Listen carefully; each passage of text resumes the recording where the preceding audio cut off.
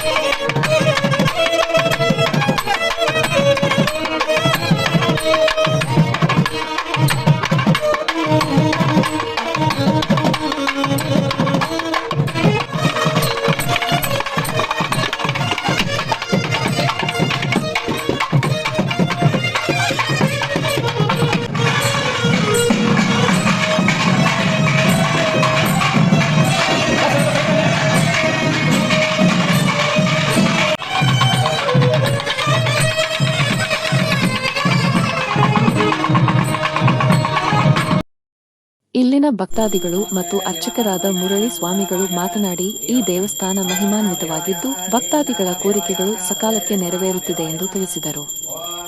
ಈ ಸಂದರ್ಭದಲ್ಲಿ ಜಯರಾಮ್, ಚಂದ್ರಶೇಖರ್, ಮಾವಹಳ್ಳಿ ರಮೇಶ್, ಆಯರಾಜು, ಬಾಲಣ್ಣ, ಶ್ರೀನಿವಾಸ್, ಸತೀಶ್, ಮಹದೇವ್ ರಾವ್, ಲಕ್ಷ್ಮೀಪತಿ, ತ್ಯಾಗರಾಜ್ ರೆಡ್ಡಿ, ಶ್ರೀನಿವಾಸ್, ಸಿ.ಆರ್. ಗೌಡ, ಗೌರಮ್ಮ, ವಿಶ್ವನಾಥ್, ನಿವಾಸಿಗಳು ಹಾಗೂ ಸುತ್ತಮುತ್ತಲಿನ ಗ್ರಾಮಸ್ಥರು ಮತ್ತು ಭಕ್ತಾದಿಗಳು ಉಪಸ್ಥಿತರಿದ್ದರು.